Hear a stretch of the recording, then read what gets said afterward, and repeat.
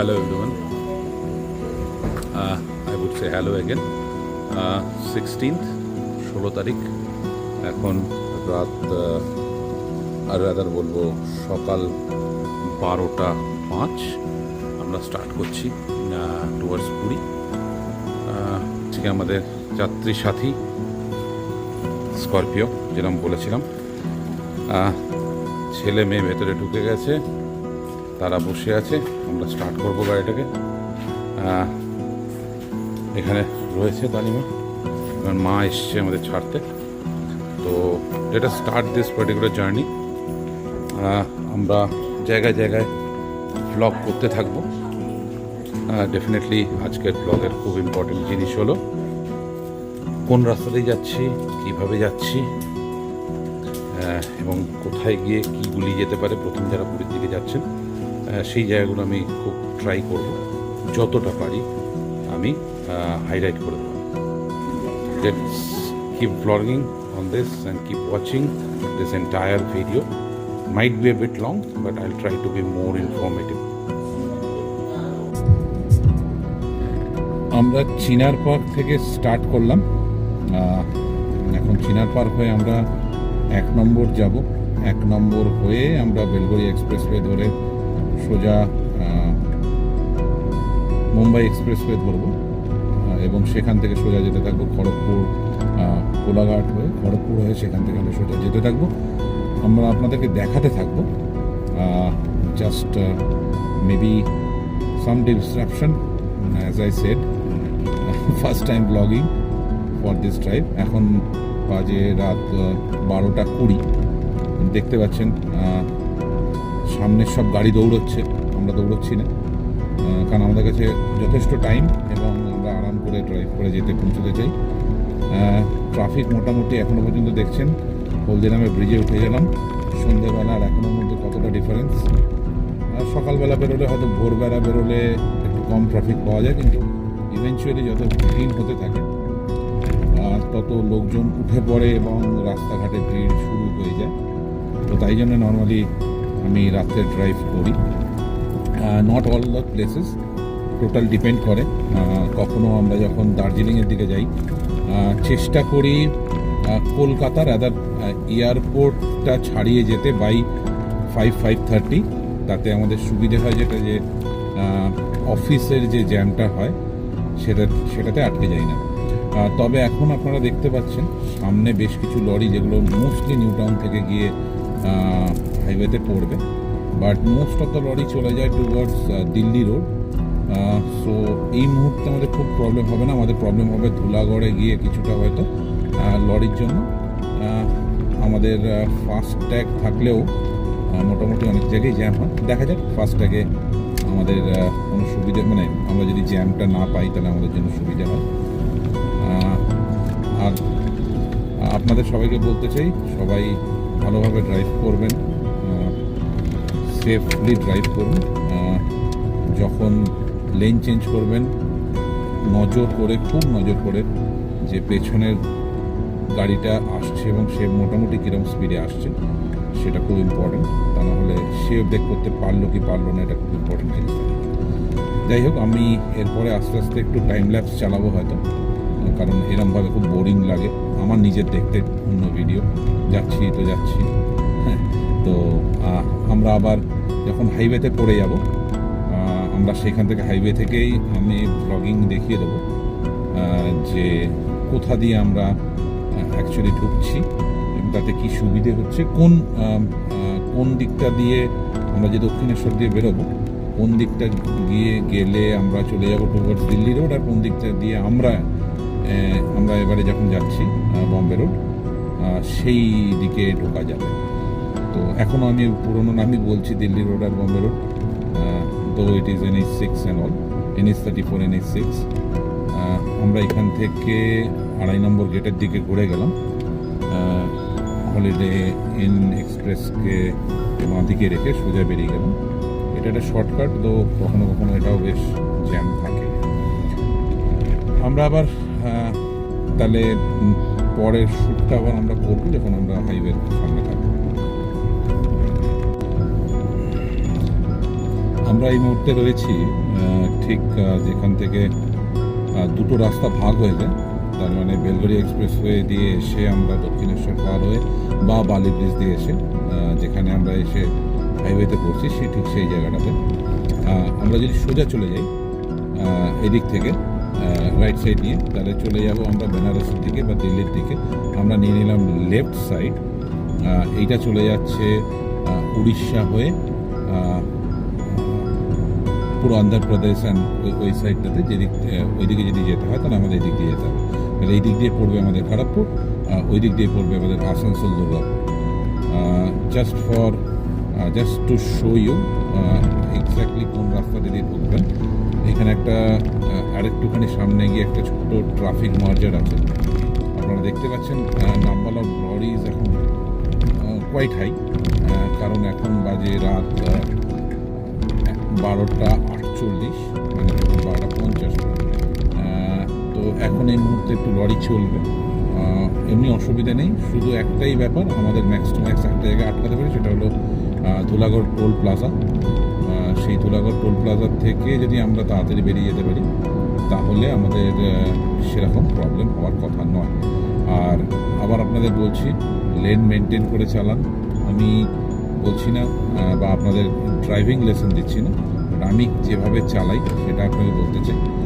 খুব ইম্পর্টেন্ট জিনিস, আমি নর্মালি লাইট আপার ডিপার করি না, কারণ আমার পেছনে যদি কেউ লাইট আপার ডিপার করে তাহলে আমার খুব প্রবলেম হয়, যে কোনো মানুষের প্রবলেম হয়। এবং যখন আজকালকার দিনে মোস্ট অফ দ্য গাড়িতে এলইডি লাইট রয়েছে, তাই জন্য খুব একটা আপার ডিপার না করাই ভালো। আর আমাকে একজন আমাদের এক ড্রাইভার আমাকে একটা কথা বলেছিল যে লরির ড্রাইভারদের খুব আপার ডিপার করলে, যেহেতু ওরা সারা রাত ধরে গাড়ি চালায় এবং দে গেট ইরিটেটেড, তো তখন তারা অনেক সময় কী করে, যে গাড়ি খুব এরম করছে তাকে হট করে ডান দিকে চেপে দেয়। আমার বাঁদিকে একখানে গাড়ি আছে, সুতরাং আমি বাঁদিক গেলাম, সাবধানে গাড়িটা চালানোর চেষ্টা করছি। এই লরিটার পরে আমি ঢুকবো definitely, very slow steady. Normally use করুন হর্ন, বেশি বলছি না হর্ন ইউজ করবেন কন্টিনিউয়াসলি, এমন যেরকম অনেকে করে প্রচণ্ড বেশি হর্ন ইউজ করে। জাস্ট একটা ছোট অঙ্কিং করে দিলে লরি ড্রাইভার অ্যালার্টেড হয়ে যায় যে আপনি কোন দিক দিয়ে ঢুকছেন। এনিওয়েজ, আমরা আবার পরের দিকে এরপরে আমরা শুরু করব বাকি ব্লগিংটা। এবার একটুখানি আমরা টাইম ল্যাপসে যাব।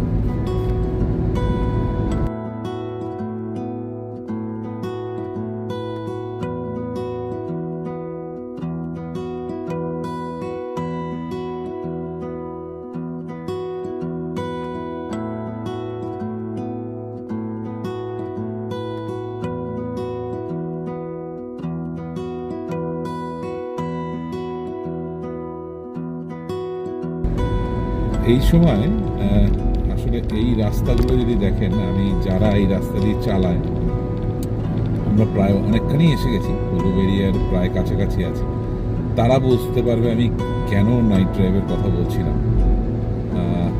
এটা খুব ইম্পর্টেন্ট।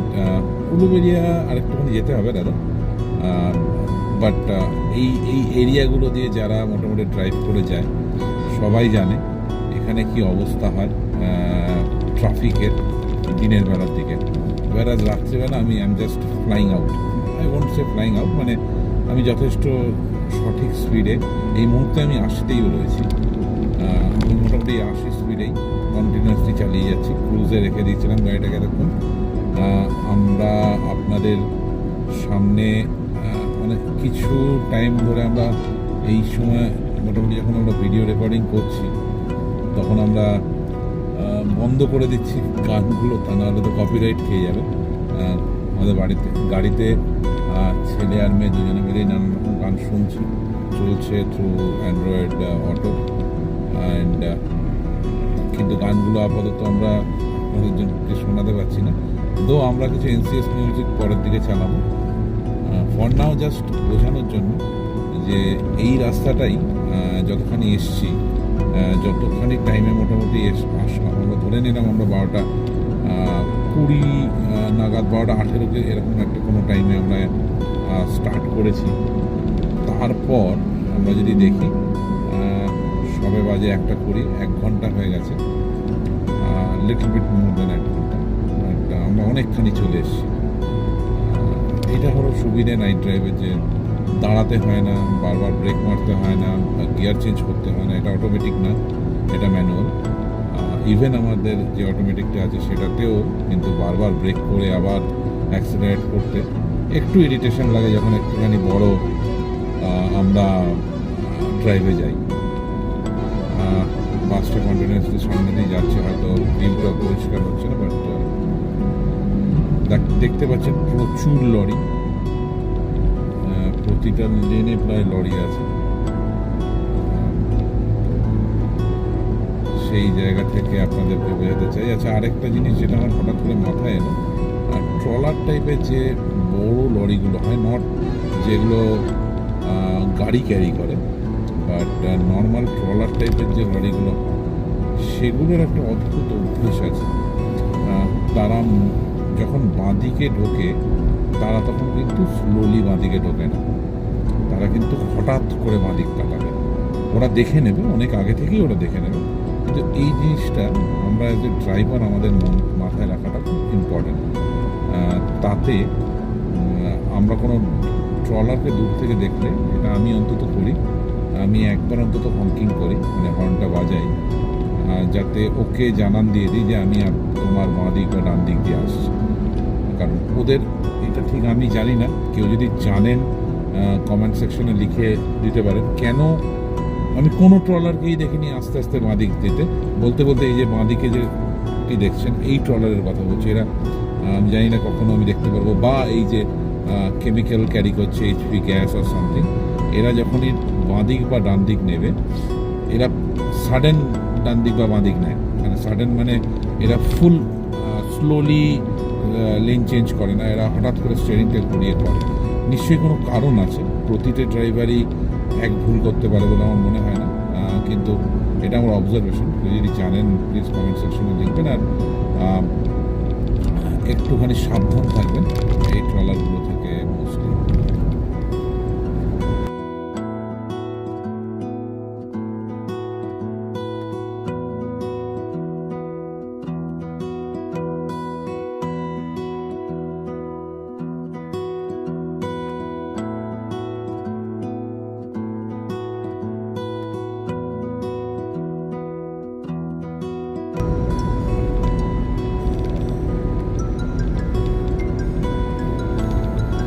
আমরা এখন খড়গপুরের দিকে যাচ্ছি, রাস্তার অনেকটাই ফাঁকা পেয়ে গেছি।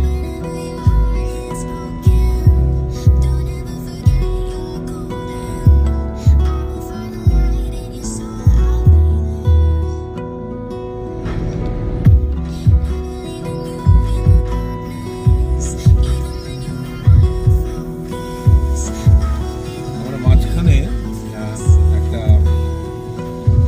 রিলায়েন্স জিওর পেট্রোল পাম্প থেকে একটু করে কফি নিয়ে নিয়েছিলাম। সেরমভাবে শুট করিনি যে কফি নিচ্ছি ও something, just took a break. Normally টয়লেটগুলো খুব ক্লিন থাকে, তো মহিলাদের জন্য সেটা খুব সুবিধে হয়।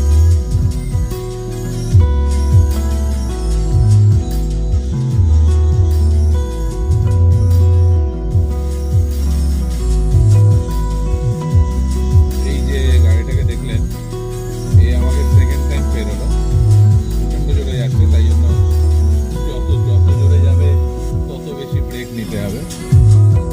আমরা নর্মালি একদম এক্স্যাক্টলি 80-তে ক্লোজ করে চলেছি এখনো। সামনে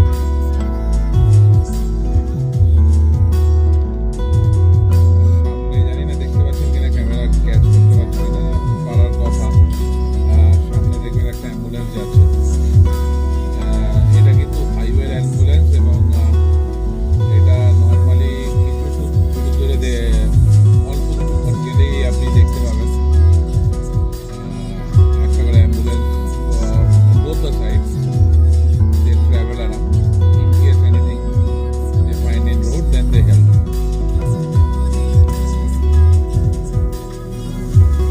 আরেকটা কথা খুব ইম্পর্টেন্ট, যে স্পেশালি ফর উড়িষ্যাতে কিন্তু even in highway maximum speed limit is 80, keep in mind very clearly, otherwise বড় কেস হয়, তারপর প্রায় 2-3 হাজার টাকার কেস কমে যদি লাইসেন্স দেন তারপর। তো it's better that you know and drive within the speed limit.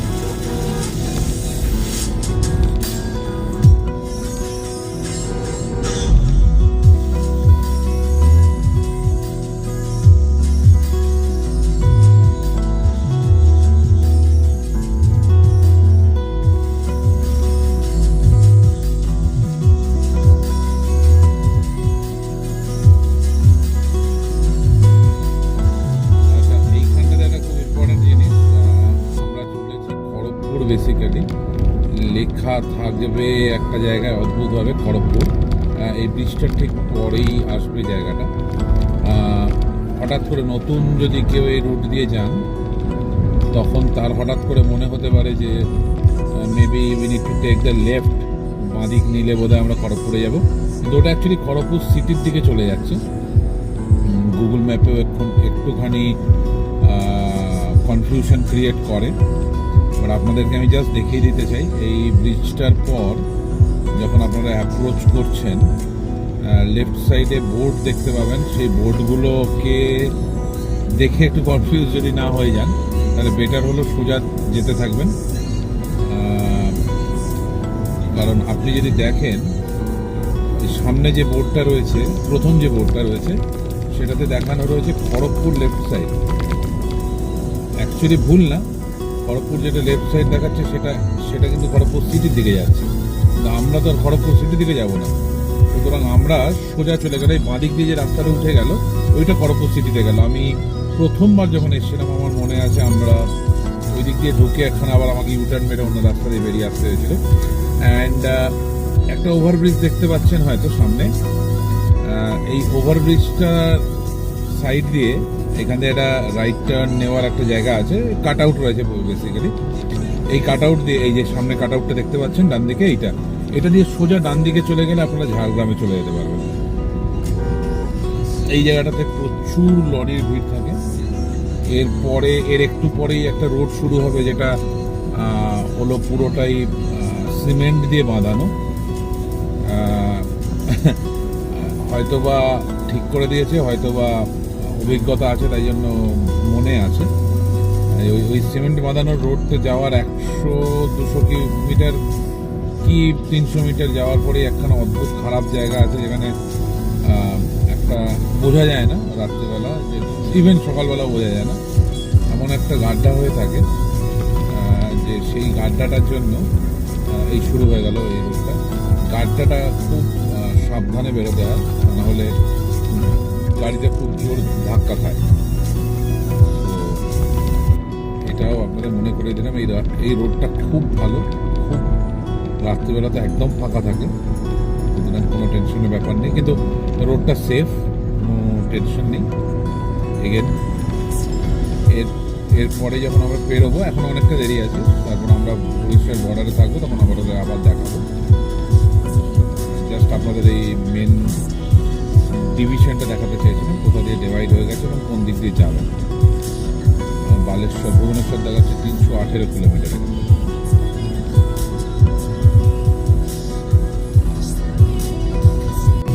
বলতে না বলতে এই জায়গাটা এসে গেল অদ্ভুত। এই কালভার্টের জায়গাটা যদি বুঝতে পারছেন কতখানি নিচু, ইভেন লরি থেকে বাস সবাই স্লো করে দেন। এইখানে উড়িষ্যার রাস্তা একটাই প্রবলেম এই রাস্তাটাতে, সেটা হলো যে এই যেখানে কালভার্ট টাইপের পড়ে, এক্স্যাক্টলি কালভার্টে ওঠার আগে আর পরে এবং মাঝখানে সিস্টেমটা খুব খারাপ থাকে। নর্মালি আমি কালভার্টে উঠে অদ্ভুত রোডটাকে ওই কালভার্টের জায়গাটা চওড়া করে দিয়েছিল, তো আমি নর্মালি রাইট সাইডটা দেখে যাই। কালভার্টে উঠে এরও রাইট একটা ছোট্ট মতো লেন করে রাখা থাকে, আমি সেটা দিয়ে বেরোই, সেটা নর্মালি ভালো থাকে, সব কটা ভালো বলবো না, তো বেটার আর একটুখানি স্লো হয়ে যাওয়া এরকম টাইপের কালভার্ট দেখি, that would be helpful.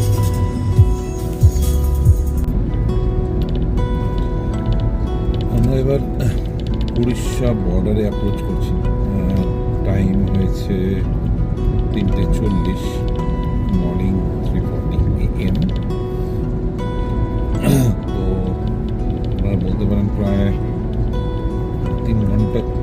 Minute কি 3.5 ঘন্টা লাগলো আমাদের কলকাতা যেখান থেকে বেরিয়েছিলাম চিনার পার্ক, সেখান থেকে এই অবধি পৌঁছতে আমাদের এখনো পর্যন্ত।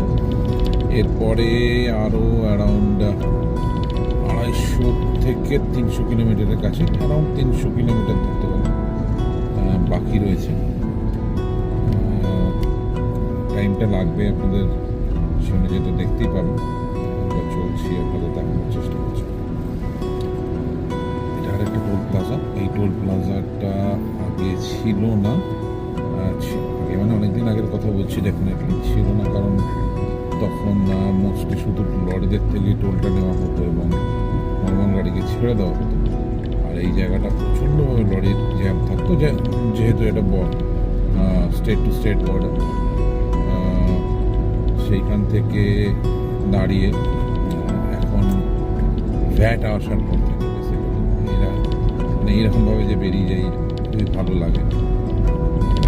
আগে তা না হলে প্রচণ্ড লরির মধ্যে দিয়ে উল্টো দিকের রাস্তায় পেরিয়ে যেতে হতো। ইভেন পুলিশ সেরকমভাবেই জিনিসগুলোকে মেনটেন করতো যাতে প্রাইভেট গাড়িগুলো বেরিয়ে যেতে পারে, আমাদের কোনো প্রবলেম না হয়। তো সেইটা খুব ইম্পর্টেন্ট জিনিস। আমরা এখন চলেছি জলেশ্বরের দিকে। এদিকে যেরকম আমরা জাস্ট বর্ডারটা পেরিয়ে প্রথম বড় সিটি পাবো জলেশ্বর। প্রবলেম হলো উড়িষ্যার দিকে ঢুকে গেলে বা খড়গপুরের পর থেকে সেরকম বড় কোনো ধাবা বা কিছু নেই। তো সেইটা একটা প্রবলেম। দেখতে পাচ্ছেন ডাইভারশন দেখতে পাচ্ছি, এতখানি ডাইভারশন ছিল না লাস্ট টাইমে। দুটো ডাইভারশন মতো পেয়েছি, নিয়ে বোধহয় 3টে বা এটা নিয়ে 2টো হবে। রাত্রিবেলা যাচ্ছি এমনি কোনো অসুবিধা নেই, কোনো সমস্যা হচ্ছে না, বিশেষ কোনো গাড়ি নেই। জাস্ট ট্রেলারগুলোকে বা লরিগুলোকে সাবধানে আস্তে আস্তে পেরিয়ে গেলেই ভালো। এটা যেহেতু carving mode, so I will not cross, because ওই দিক থেকে কোনো লরি বা কিছু আসলে আমি দেখতে পাবো, that would be a big problem. তাই জন্য যতক্ষণ কার্ভিংটা চলবে আমি এই লরিটার পেছনেই থাকবো, লরি না দাদার লং ট্রেলারের পেছনেই থাকবো।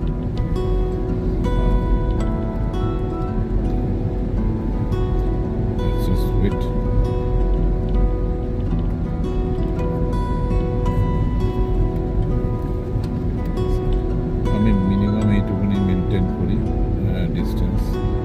দেখতে পাচ্ছেন আমি যেন ওর চাকার পেছনের চাকার খুব নিচের অংশটা দেখতে পাই। That should be the distance which I should maintain. এবার শুনে দেখতে পাচ্ছি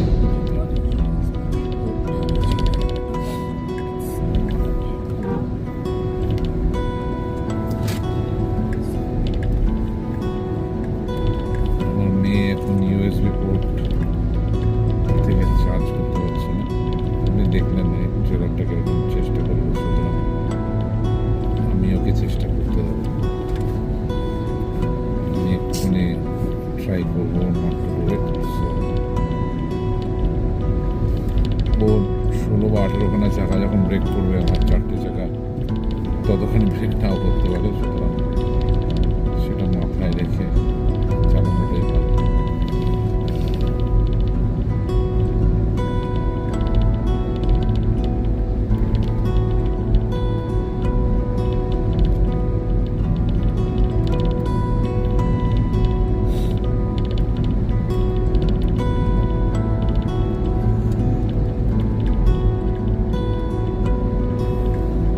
একবার জানান দিয়ে দেবো যে আমি আছি বা পাস করছি, অলরেডি পেছনে এসে গেছে। দরকার ছিল না খুব একটা, কিন্তু ঠিক আছে, কোনো সমস্যা নেই।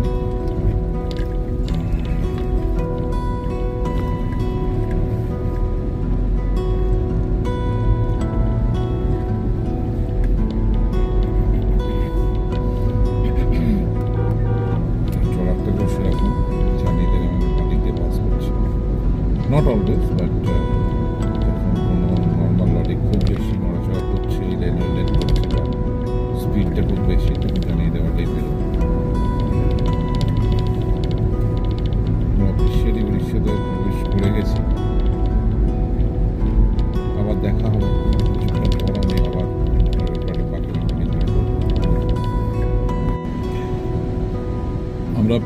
পুরী পৌঁছে গেছি। এই কিছুক্ষণ ঢুকেছি, ধরুন মিনিট 10 হবে।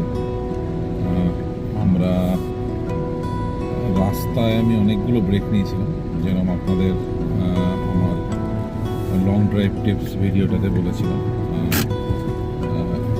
কালকে অ্যাকচুয়ালি আমার বেশ খাটাখাটনি গেছে, শারীরিক পরিশ্রম প্রচুর গেছে, তো তার জন্য আমি খুব একটা কালকে রেস্ট নিতে পারিনি। যেহেতু রাত 12টার সময় বেরিয়েছি, তার আগে একটা ব্লগিং তৈরি করেছি, সুতরাং শরীরটা একটুখানি ক্লান্ত ছিল, কিন্তু আমরা যেরকম সেট করে ফেলেছিলাম, যে কাজগুলো হয়েছিল কালকে, একটা বড় কাজ খুব এমার্জেন্সি এসে গেছিলো বলে যেতে হয়েছে। তো তাই জন্য আমি কি করলাম, আমি অনেকগুলো ব্রেক নিয়েছি। ইভেন ভুবনেশ্বরে ঠিক ঢোকার আগে আমার শরীরটা একদম দিচ্ছিল না, এবং তখন আমরা একটা ব্রেক নিলাম। আমি 10 মিনিটের বেশি, প্রায় 15 মিনিট আমার ছেলে বললো আমি এইটুকে ন্যাপ, তারপর ফ্রেশ লাগলো, পুরী বাইপাস হয়ে বেরিয়ে চলে এলাম। আমরা এখন আমাদের হোটেলের ডেস্টিনেশনের দিকে যাচ্ছি। আমাদের ডান দিকে যে রাস্তাটা চলে গেছিলো সেই রাস্তাটাকে দিয়ে গেলে জগন্নাথ মন্দির, বাঁ দিক দিয়ে মাসির বাড়ি। তো আমরা এখন চলেছি, আমরা যাবো এখন চক্রতীর্থ রোড।